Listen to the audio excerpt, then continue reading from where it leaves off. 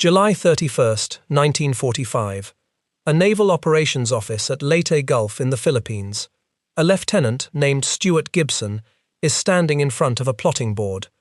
The board is a large wall-mounted chart that tracks every major warship moving through the Western Pacific. Pins, markers, grease pencil notations. It is the nerve center of fleet logistics.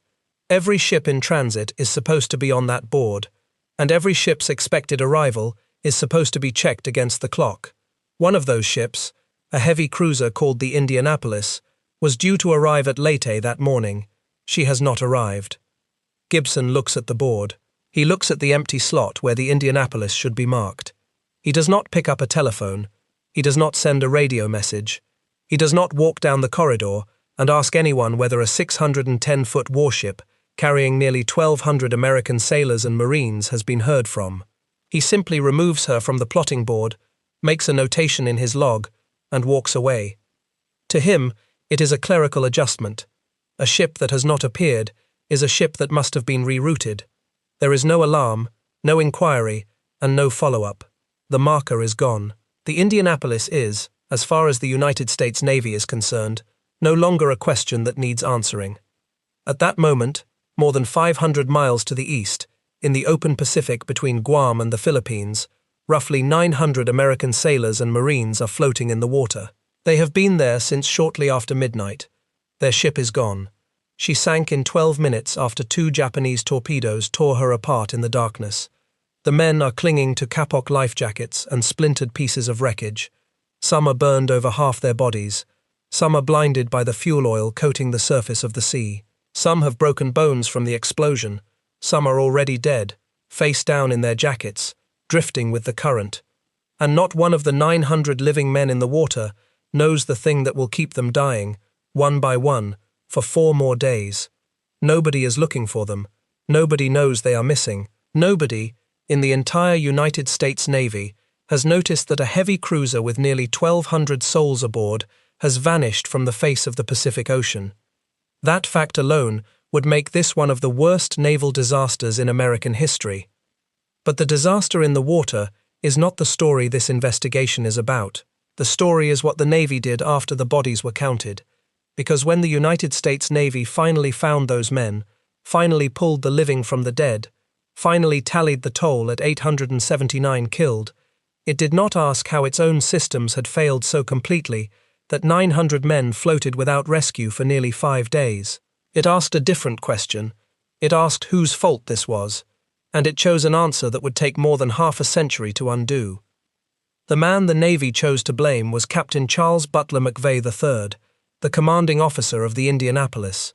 He had survived the sinking. He had spent days in the water with his men. He had been pulled from the ocean barely alive, and within weeks of his rescue, the institution he had served for 27 years began building a case against him. He would become the only captain in the entire Second World War, out of more than 300 who lost ships to enemy action, to be court-martialed for the loss of his vessel. Not one of those other 300 was brought to trial, only McVay. The charge was that he had failed to zigzag his ship in waters where enemy submarines might be present. The evidence that zigzagging would have made no difference was already available to the Navy when it brought that charge. The Navy used the charge anyway. To understand how the United States Navy came to prosecute one of its own captains for a disaster the Navy itself had caused, we need to go back before the torpedoes, before the open water, before the sharks. We need to go back to a top-secret mission that began at a shipyard in San Francisco, a mission so classified that the captain commanding it was not told what his ship was carrying. And we need to follow every link in the chain of decisions, not the decisions Captain McVay made, but the decisions made around him, above him, and without his knowledge, that put 1,200 men on a ship with no escort, no sonar, and no warning of danger, on a route the Navy already knew was being hunted by Japanese submarines. Here is the sentence that should stop you before we go any further. Every critical failure that led to the sinking of the Indianapolis and the death of nearly 900 men was a Navy failure. Every one. The captain they prosecuted was the one man in the entire chain who had done what he was supposed to do. He had requested a destroyer escort for the voyage. The Navy denied it. He had asked about enemy submarine activity along his route. The Navy told him the threat was low. What the Navy did not tell him was that American codebreakers had intercepted Japanese naval communications, revealing a group of enemy submarines operating directly in his path. What the Navy did not tell him was that another American warship, the destroyer escort Underhill, had been sunk by a Japanese submarine on nearly the same route just 6 days earlier, killing more than 100 of her crew. The Navy had this intelligence.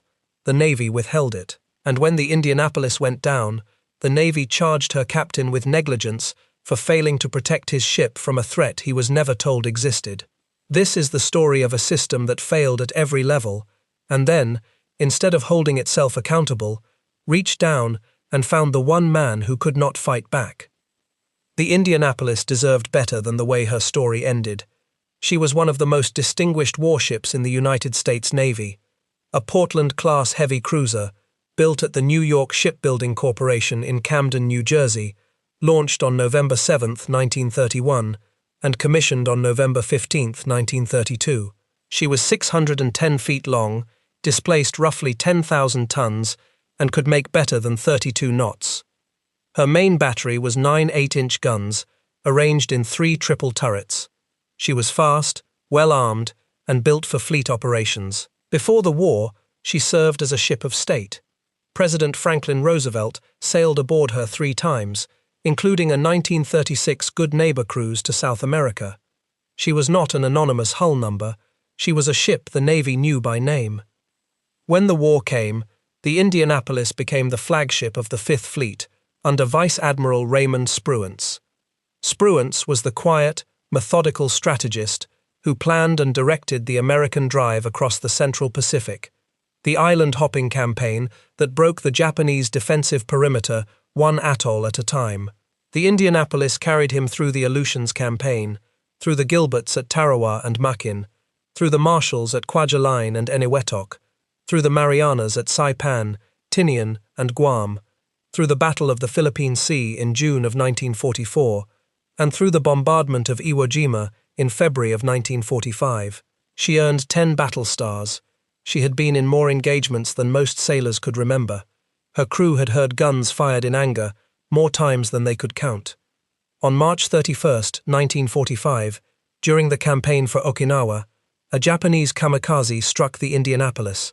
The plane's bomb passed through the hull and detonated beneath the ship, blowing 2 propeller shafts out of alignment, flooding compartments, and killing 9 men. She limped to the Mare Island Navy Yard in California for repairs. Her crew had been in continuous combat operations for months. They were tired but experienced. They knew their ship. They trusted their captain. McVay had commanded the Indianapolis since November of 1944. He was a career Navy man, the son of an admiral, a graduate of the Naval Academy at Annapolis. He had served with distinction. He was considered by his crew and his superiors to be a competent and conscientious officer. Nothing in his record suggested a man who would fail under pressure. Nothing in his record suggested a man who deserved what was coming. It was at Mare Island, in the dry docks where her hull was being patched and her shafts realigned, that the Indianapolis was selected for the most secret mission of the entire war. On July 15, 1945, the day before the first nuclear detonation at the Trinity test site in New Mexico, Army trucks arrived at the Hunters Point Naval Shipyard in San Francisco. They carried 2 pieces of cargo destined for the Indianapolis. The first was a large wooden crate, roughly 15 feet long, containing the gun assembly mechanism for the atomic bomb that would become known as Little Boy. The crate was loaded into the port hangar on the ship's deck. The second item was a lead-lined canister containing the enriched uranium projectile, the core of the weapon. This was carried aboard and secured in a cabin near the captain's quarters. 2 Manhattan Project officers accompanied the cargo. Major Robert Furman, an Army intelligence officer, and Dr. James Nolan, a radiation specialist, boarded the ship disguised as artillery officers. Neither revealed their mission. Captain McVay was given a single instruction that conveyed the gravity without the detail. If the ship goes down, save the cargo first, the crew second. He was not told what the cargo was. The Indianapolis departed San Francisco on the morning of July 16th, within hours of the Trinity nuclear test in the New Mexico desert, and made a run for Pearl Harbor at flank speed, arriving approximately 74.5 hours later. That transit, an average of roughly 29 knots sustained across more than 2,000 nautical miles, set a speed record for that route that by all accounts has never been broken. She refueled at Pearl Harbor, then raced unescorted across the open Pacific to Tinian Island in the Marianas, arriving on July 26th. The uranium and the gun assembly were offloaded and delivered to the assembly teams who would put Little Boy together. 11 days later, that bomb was dropped on Hiroshima, but the Indianapolis was already gone. She had completed her mission and been sent on to the next assignment.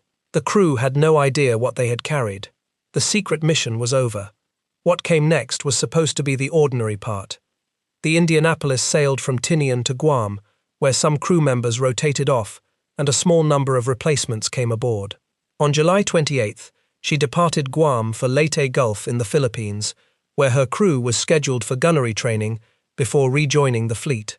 She sailed alone, without escort, along a standard transit corridor designated Convoy Route Pedi. Her expected arrival at Leyte was the morning of July 31st. Remember that date. Remember that route. Because what happened between Guam and Leyte was not the failure of one captain on one bridge on one night. It was the failure of an entire institution, from the intelligence desk to the plotting board.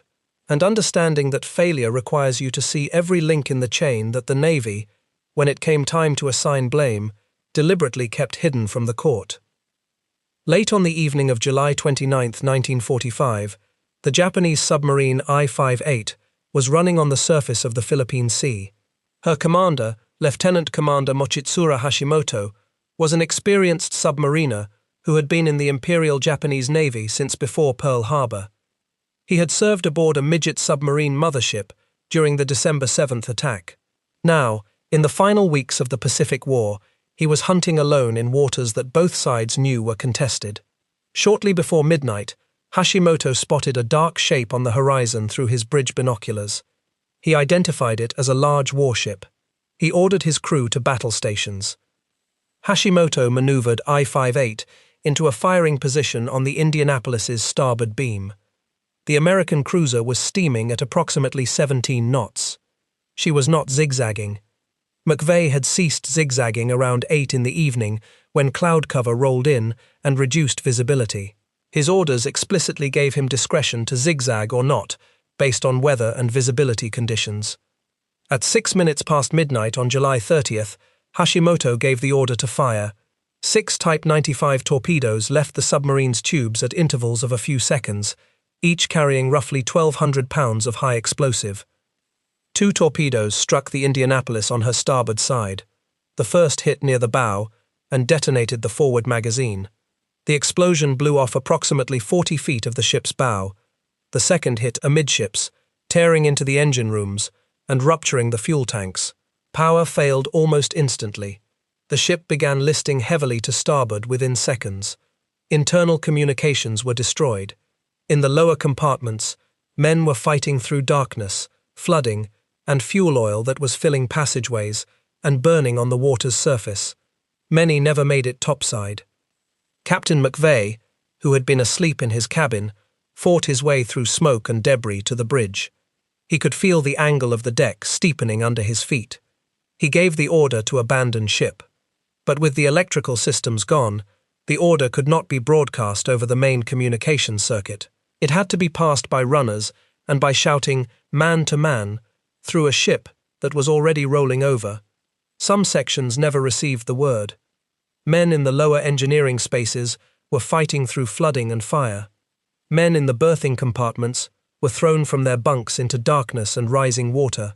Some found ladders and climbed toward the weather decks. Some could not find the way out. The ship was listing so steeply that corridors had become vertical shafts, and hatches that had been on walls were now above men's heads. On the weather decks, men were sliding across the tilting surface into the ocean. Some jumped. Some were thrown clear by the roll. Some went over the high side and fell 40 feet into the water. Others went into the sea on the low side and had to swim clear of the hull before the ship rolled onto them. Life jackets were stored in lockers that many men could not reach in time. Some shared, some went into the water with nothing. The executive officer, Commander Joseph Flynn, went down with the ship. 12 minutes after the first torpedo hit, the Indianapolis capsized and sank, her stern rising into the air before she slid beneath the surface. Of the 1,195 men aboard, roughly 300 went down with her, trapped below decks or pulled under by the suction. Approximately 900 made it into the water. They had life jackets. A handful of life rafts had broken free during the capsize. They had almost nothing else.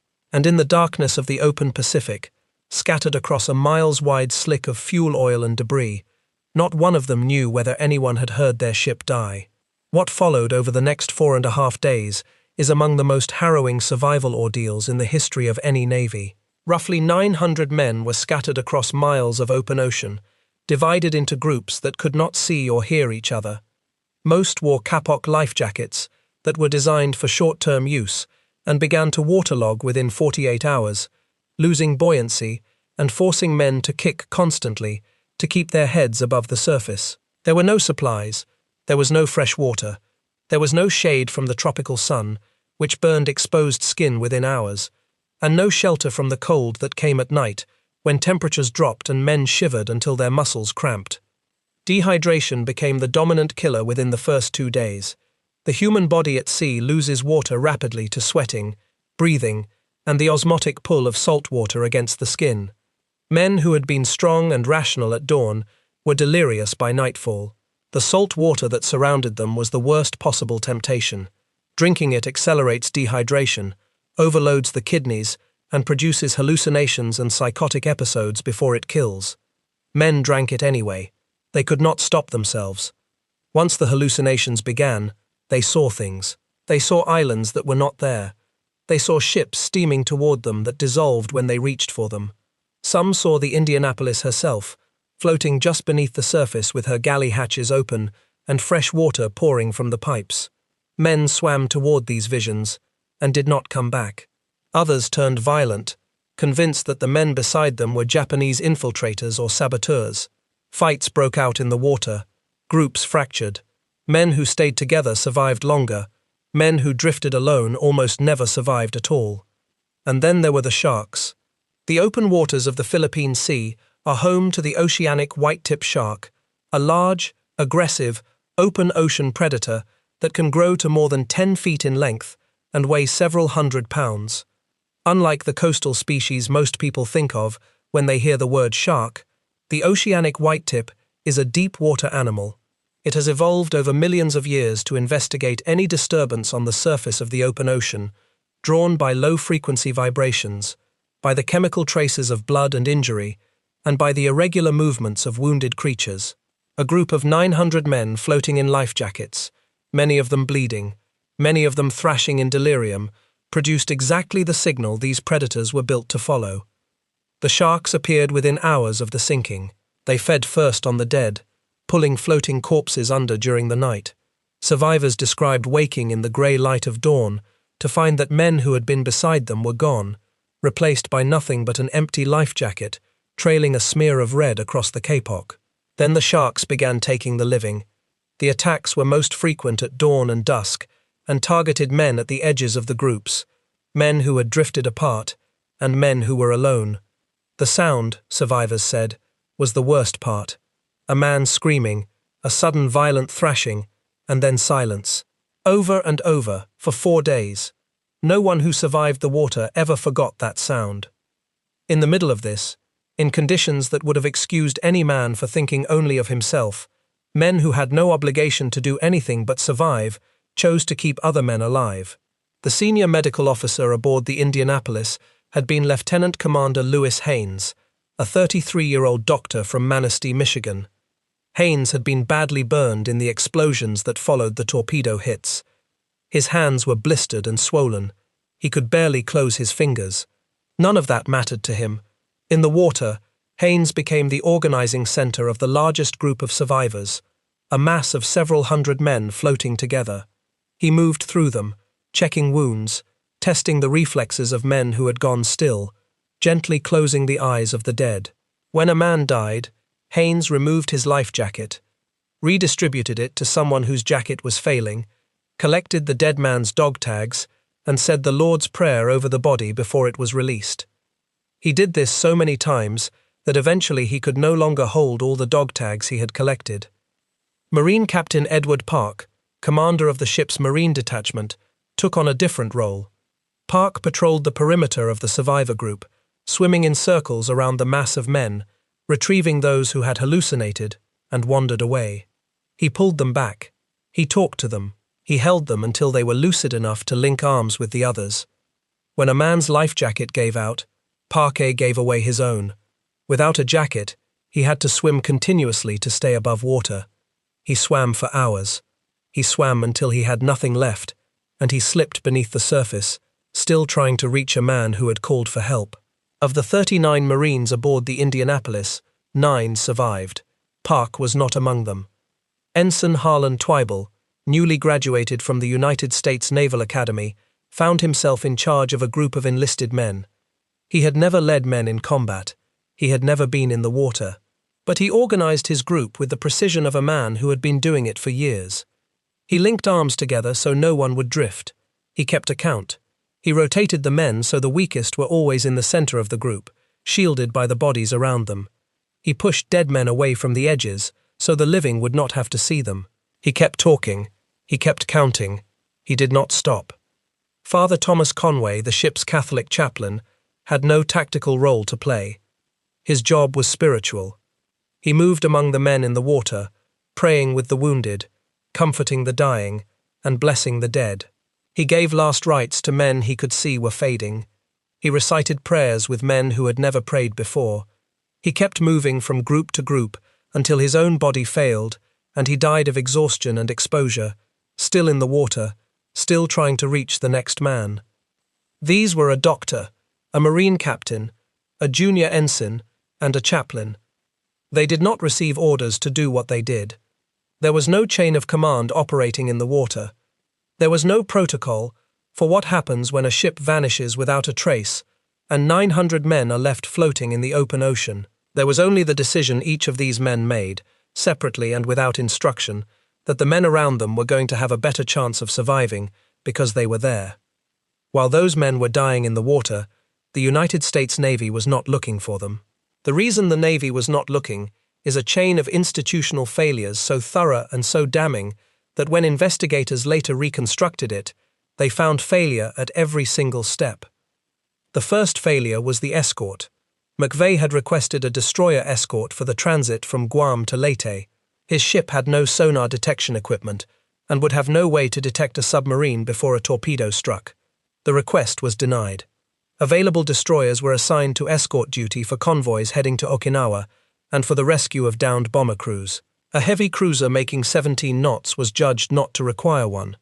The routing officer assured McVay that the threat on the Peddy route was low. That assessment was not just wrong, it was contradicted by intelligence the routing officer had access to.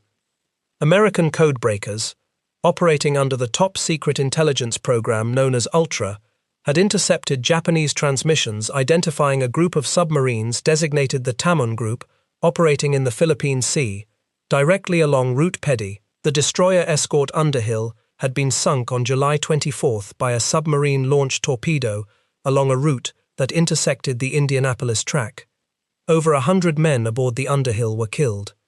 This was not a theoretical risk assessment. This was a confirmed kill of an American warship. 6 days before the Indianapolis sailed through the same waters, McVay was not told about the Underhill. He was not told about the Tamon Group. He was not told about any of it. The second failure was the arrival reporting system. Under a Pacific Fleet directive designed to reduce radio traffic, the arrivals of combatant ships were not to be reported. The logic was operational security.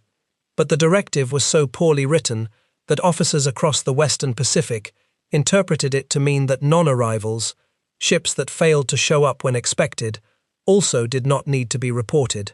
When the Indianapolis did not arrive at Leyte on the morning of July 31st, she was simply erased from one command's plotting board and recorded as arrived at another's.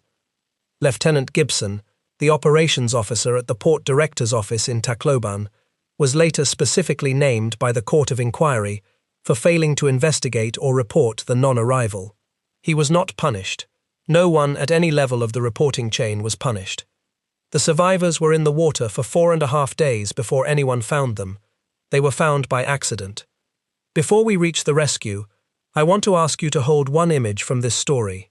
Lewis Haynes, the ship's doctor, 33 years old, floating in an ocean of fuel oil with burns on his hands that made every movement an act of pain, pulling dog tags from the necks of dead men, redistributing their life jackets to the living, whispering the Lord's Prayer over bodies he was about to release into the deep, and then turning to the next man and doing it again, and again, for 4 days, not because the Navy had a plan, not because someone had given him orders, because the men around him were dying, and he was a doctor, and he could not stop being one just because his ship was gone.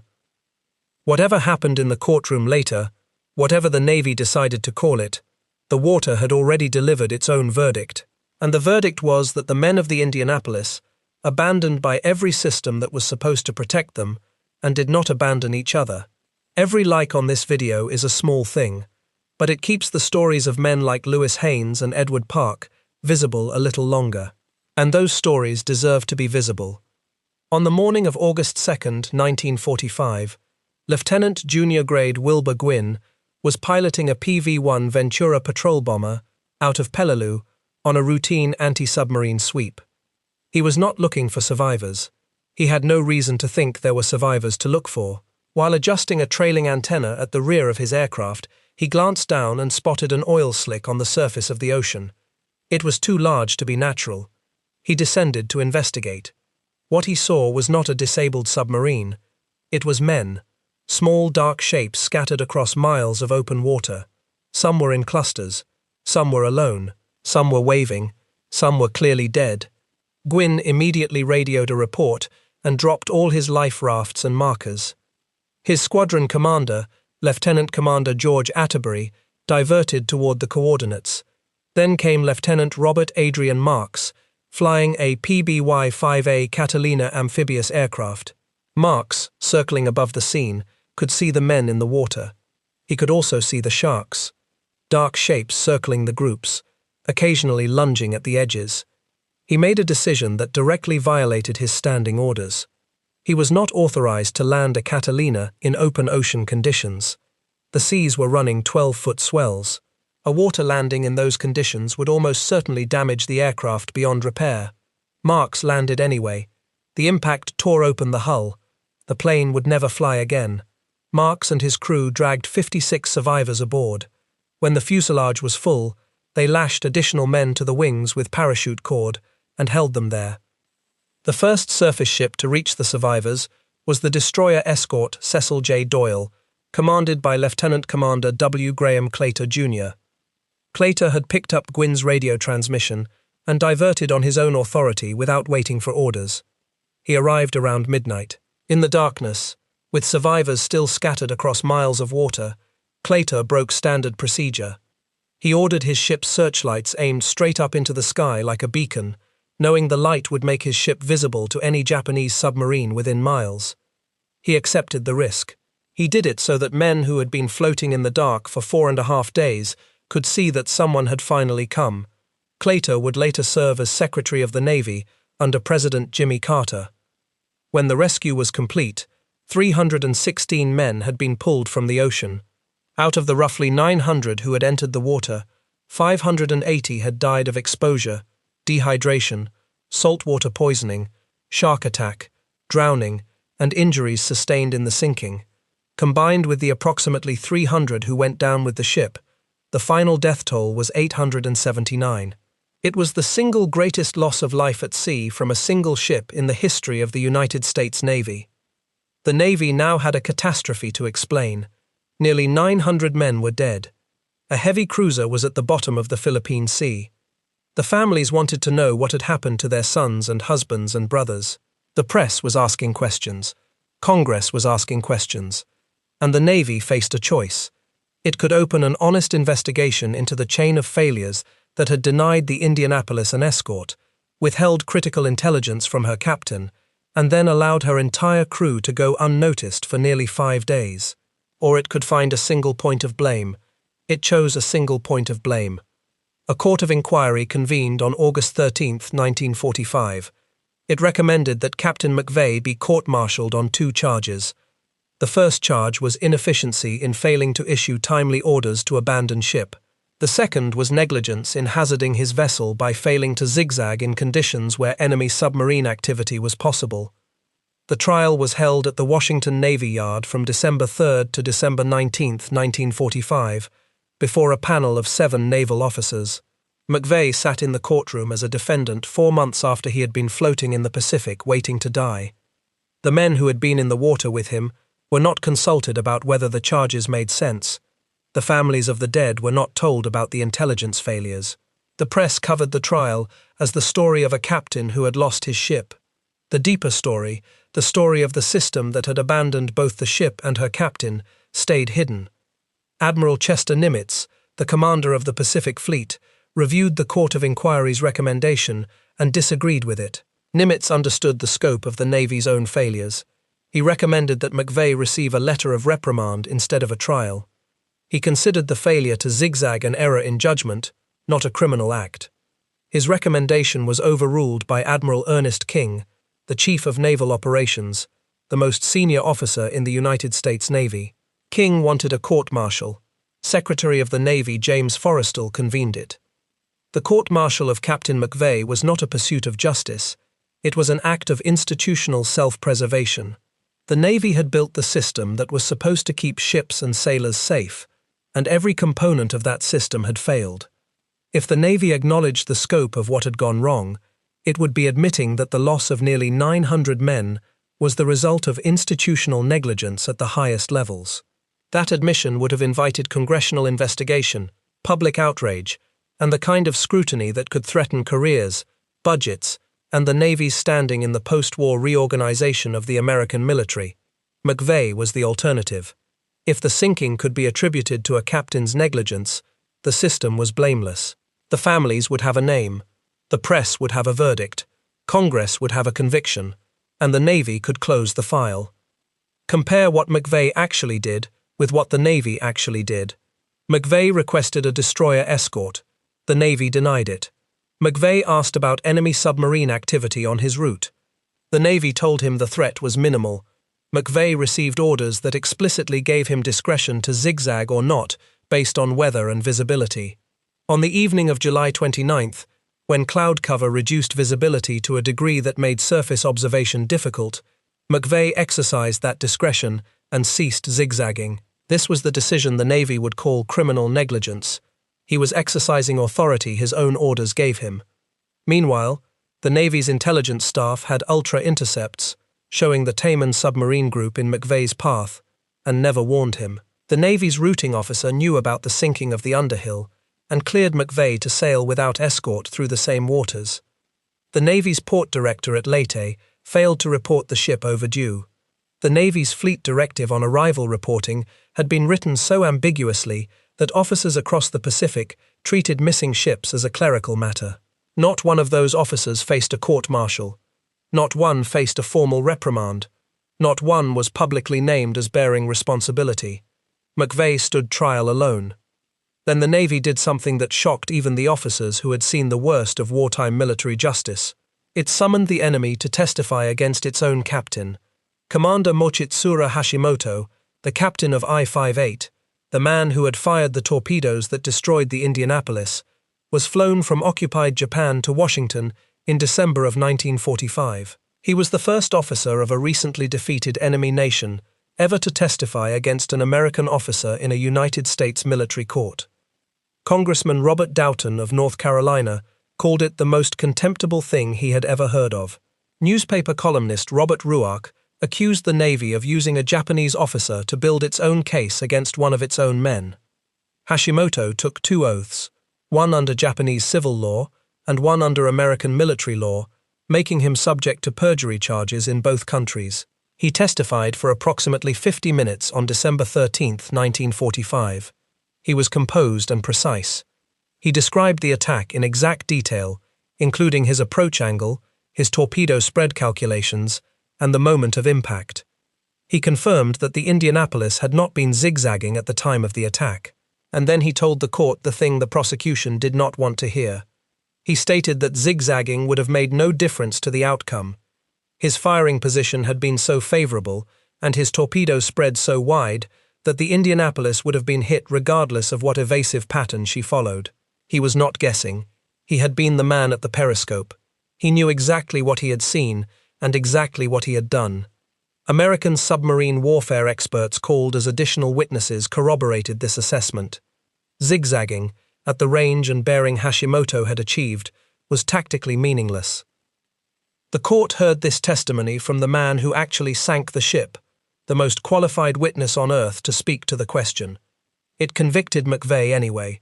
He was acquitted on the first charge, failure to abandon ship in a timely manner. He was found guilty on the second, hazarding his vessel by failing to zigzag. He was the only American naval captain court-martialed for losing a ship to enemy action in the entire war. More than 300 other captains had lost ships to torpedoes, bombs, mines, and kamikazes. Not one of them was brought to trial. The sentence was a loss of seniority in rank. The court unanimously recommended clemency. The sentence was later remitted, and McVay eventually retired in 1949 at the rank of Rear Admiral, but the conviction remained on his permanent record. The newspapers printed the verdict. The families of the dead read it, and it was the conviction, not the classified facts behind it, that the world would remember. If McVay was guilty, then why was every piece of evidence that would have proved his innocence kept out of the courtroom? Why were the ultra-intercepts not presented? Why was the destruction of the Underhill on nearly the same route not entered into evidence? Why was the failure of the port director to report the ship overdue not charged alongside McVay's failure to zigzag? The answers to those questions were classified in 1945 and would remain so for decades. The institution that classified them was the same institution that had brought the charges. The first force that sealed McVay's conviction before the trial began was the intelligence wall, ULTRA, the program that gave Allied codebreakers the ability to read enemy military communications, was the most closely guarded secret of the Second World War. Its value was considered so immense that operational commanders were regularly denied information derived from it, rather than risk exposing the program's existence. When the Court of Inquiry examined the sinking of the Indianapolis, the ultra-intercepts that revealed the Tinian submarine group operating along Route Peddy were not introduced. They could not be introduced without compromising the program. McVay's defense attorneys were never told the intercepts existed. The judges were never told the intercepts existed. The conviction for negligence was reached by a court that did not have access to the single most important piece of evidence in the entire case. The Underhill compounded the injustice. The routing officers who cleared the Indianapolis knew a destroyer escort had been sunk on a crossing track 6 days earlier with more than 100 dead. They knew the waters were dangerous. They sent McVay through anyway, and when the court needed to understand why he had been given no warning, that information was never presented either. The second force was Admiral Ernest King. King was the architect of the American naval war. He was brilliant, relentless, and famously difficult to work with. His daughter reportedly said that he was the most even-tempered man in the Navy because he was always angry. When Nimitz recommended a letter of reprimand rather than a court-martial, King overruled him. Some historians believe King bore a professional grudge connected to McVay's father, Admiral Charles Butler McVay Jr., who had been a contemporary of King's and had crossed paths with him in ways that were not friendly. Others believe King saw the Indianapolis disaster as a threat to the Navy's public reputation at the precise moment the Navy was competing with the Army and the newly forming Air Force for post-war funding and political influence. A captain convicted of negligence was a story that ended with one man. A systemic failure was a story that might end with the institution itself. Whatever his reasons, King pushed the trial through. The judgment of the theater commander who knew the facts was set aside by a man in Washington who wanted a conviction. Here is the inversion that sits at the heart of this story. The Navy built the system that was supposed to protect ships and sailors at sea. It built the intelligence apparatus, the escort protocols, the routing procedures, and the arrival tracking boards. Every piece of that system failed in the case of the Indianapolis, And when those failures cost so many lives, the Navy did not reform the system first. It prosecuted the man the system had failed. The one person in the chain who had requested help, asked the right questions, followed his orders as they were written, and survived the consequences of the institution's own decisions was the one person who was punished. Everyone else walked away. What makes this even more damning is what the Navy did after the court-martial. It quietly changed everything. It created a new movement report system that required mandatory tracking of all warships in transit. It established rules requiring destroyer escorts for any vessel carrying more than 500 personnel. It mandated immediate investigation of any ship more than 5 hours overdue. Every reform the Navy implemented was an admission, never spoken aloud but written into the new regulations in black ink, that the old system had been broken, that the Indianapolis should have had an escort, that her non-arrival should have triggered an alarm, that the intelligence should have been shared. The Navy fixed every failure that had put those men in the water. It just would not say that those failures had existed when it stood McVay in front of a court and called him negligent. Charles McVay carried the Navy's verdict for the rest of his life. The families of the dead crew did not know about Ultra. They did not know about the Underhill. They did not know that McVay had asked for an escort and been refused. They did not know that the intelligence pointing to submarines on his route had been withheld from him. All they knew was that a court-martial had found their son's captain guilty of negligence and that their sons were dead. Some of them wrote to McVay. The letters arrived year after year. Some were expressions of grief searching for any target. Some were accusations. Some told him plainly that he had killed their sons. McVay never publicly defended himself. He never gave interviews blaming the Navy. He carried the guilt the Navy had assigned to him as if it were his own. His wife Louise tried to help him shoulder it. She died of cancer in 1961. McVay was alone with the letters and the memories and the conviction. On November 6, 1968, at his home in Litchfield, Connecticut, Charles Butler McVay III took his own life. He was 70 years old. He had carried the Navy's blame for 23 years. He was found by his gardener. If your father or grandfather served in the Navy during the Second World War, aboard any ship, in any ocean, I would be honored to hear their story in the comments. What ship they sailed on, where they served, what they told you about it, or what they never told you about it. Those details, the personal ones, the ones the official records miss, are the real history. They deserve to be preserved by the families who hold them. The story should have ended there. The Navy had its verdict. McVay was dead. The survivors were aging, scattered across the country, carrying their memories and their anger and their loyalty to a captain they knew had been wrongly convicted. Marine survivor Giles McCoy organized the first survivors' reunion in 1960. The men came back together, year after year, at gatherings around the country. They told their stories to each other. They talked about the water. They talked about the sharks. They talked about the court-martial. They talked about the letters their captain had received. And they talked about the truth that none of them could get anyone to listen to. McVay had been sacrificed. The Navy knew it. The survivors knew it. But no one with the power to change the record seemed willing to hear them. Then, in 1996, in Pensacola, Florida, an 11-year-old boy named Hunter Scott watched a movie called Jaws with his father. In one scene, the character Quint, played by Robert Shaw, delivers a monologue about surviving the sinking of the Indianapolis. The speech is fiction, but the ship was real. The sinking was real. The sharks were real. Hunter Scott went to his school library and began reading everything he could find about the Indianapolis. What he found made him angry.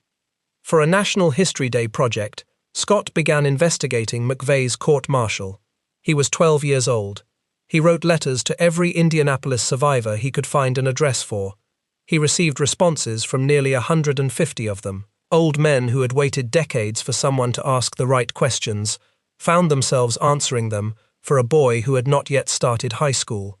Scott reviewed approximately 800 documents. He assembled a case that most of the survivors had known for decades, but had never been able to place in front of anyone with the authority to act. McVay was innocent. The Navy bore the responsibility. The court-martial had been a grave miscarriage of justice. Scott brought his findings to Congressman Joe Scarborough of Florida. Scarborough took the case seriously and introduced a congressional resolution calling for McVay's exoneration. Hunter Scott testified before the United States Senate Armed Services Committee. He told the senators that he carried a dog tag to remind himself that only in the United States could one person make a difference, no matter what the age. The surviving crew came to Washington. Men in their 70s and 80s, the young sailors who had floated in the Philippine Sea more than half a century earlier, stood before Congress and told their story. They described the water, they described the sharks, they described the rescue, they described the court-martial they had watched in disbelief, they described the letters that had broken their captain, and they asked for one thing: clear his name. Then the most extraordinary voice in the entire case entered the record. Mochitsura Hashimoto, the man who had commanded I-58, the man who had fired the torpedoes, wrote a letter to Senator John Warner, the chairman of the Senate Armed Services Committee. By 1999, Hashimoto was an elderly Shinto priest living in Japan. He wrote that he stood by his testimony from the court-martial. Zigzagging would not have saved the Indianapolis. He would have sunk her regardless of her course. Then he added something that carried more moral weight than any testimony from any American officer could have. He wrote that the peoples of Japan and the United States had forgiven each other for that terrible war and its consequences. Perhaps, he said, it was time the American people forgave Captain McVay for the humiliation of his unjust conviction. The man who sank the Indianapolis was asking the country that lost her to forgive the captain the country had blamed. Congress acted. A resolution was incorporated into the National Defense Authorization Act, stating that Captain McVay's record should reflect that he is exonerated for the loss of the Indianapolis, and that the court-martial had been a grave injustice. President Clinton signed it into law on October 30, 2000. In July of 2001, Secretary of the Navy Gordon England ordered a document of exoneration placed in McVay's permanent service file and awarded the ship and her crew a Navy unit commendation. Hashimoto had already made one extraordinary gesture years earlier. In December of 1990, at a reunion of Indianapolis survivors held at Pearl Harbor, Hashimoto came in person. He stood before the men whose ship he had sunk and spoke through a translator. He told them he had come to pray with them for the shipmates whose deaths he had caused. Marine survivor Giles McCoy, the same man who had organized the first reunion 30 years earlier, responded simply. He said he forgave him. The former enemies shook hands.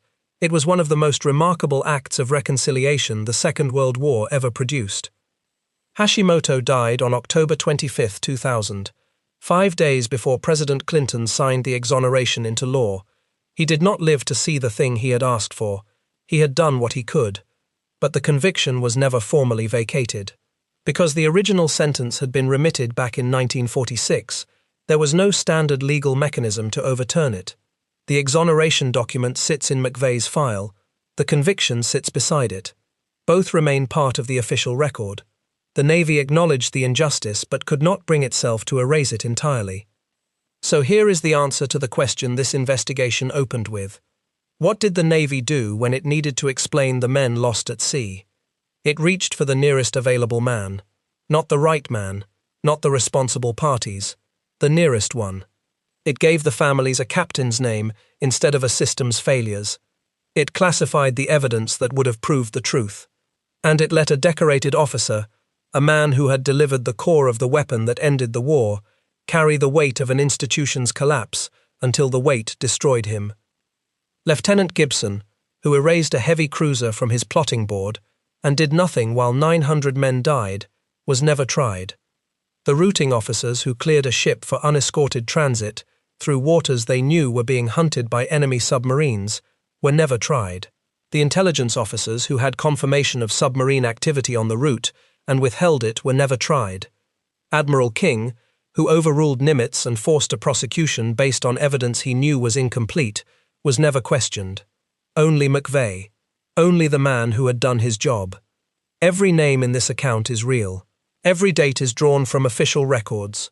Captain Charles Butler McVay III, Dr. Lewis Haynes, Marine Captain Edward Park, Ensign Harlan Twibble, Father Thomas Conway, Lieutenant Junior Grade Wilbur Gwynn, Lieutenant Robert Adrian Marks, Lieutenant Commander W. Graham Claytor Jr., Commander Mochitsura Hashimoto, Admiral Chester Nimitz, Admiral Ernest King, Hunter Scott, all real. The crew figure of 1,195, the survivor count of 316, and the death toll of 879 are drawn from the corrected figures published by the Naval History and Heritage Command in 2018. Some widely repeated details about McVay's death, including claims about a toy sailor found with his body and the specific weapon he used, are disputed by the Indianapolis Legacy Organization based on contemporaneous police records, and are not included here. The wreck of the Indianapolis was located on August 19, 2017, by a research team funded by Paul Allen, resting on the floor of the Philippine Sea more than 18,000 feet below the surface. In December of 2018, the crew was collectively awarded a Congressional Gold Medal. By that time, fewer than 20 of the 316 survivors were still alive. McVay never saw the exoneration. He never saw Hashimoto's letter asking America to forgive the captain America had wronged. He never knew that a 12-year-old boy from Florida would walk into the United States Senate and do what the Navy had refused to do for half a century. He died in 1968, believing he had failed his crew. He had not failed them. The system had failed them, and then the system had failed him. 879 men from the Indianapolis did not come home. Their names are inscribed on a memorial on the Canal Walk in Indianapolis, Indiana, in the state that gave the ship her name. The memorial sits beside the water, which feels right for men who spent their last days in it. Each name carved there belonged to a man with a hometown, a family, a life he expected to return to. Most of them were young. Most of them had been drafted or had enlisted because their country asked them to. Most of them did not die because their captain made a wrong decision on a bridge in the middle of the night. They died because every safeguard the Navy had built to keep them alive was stripped away, one link at a time, by decisions made far from the water by men who never had to float in it. Lewis Haynes went home to Michigan and practiced medicine for decades. He rarely spoke about what happened in the Philippine Sea. When he finally did, late in his life, he spoke about the men he could not save, never about what he himself had endured. He carried their dog tags in his memory, the same way he had carried them in his hands. Edward Park never came home. He gave away his life jacket, swam the perimeter of the group until his arms would not move, and slipped under the surface, reaching for a man who had called out in the dark. Harlan Twibble stayed in the Navy and retired as a captain. He never forgot the count he kept through those nights, arms linked and men held together, the living sheltered by the living until the morning came. If this investigation gave you something to think about, hit that like button. It helps this story reach the people who believe history should hold institutions to the same standard it holds the men those institutions are supposed to protect. Subscribe if you want the next chapter. There are more of these stories. Most of them are about men in uniform who did the right thing when no one was watching, and about the powers above them that did the wrong thing when the whole world should have been.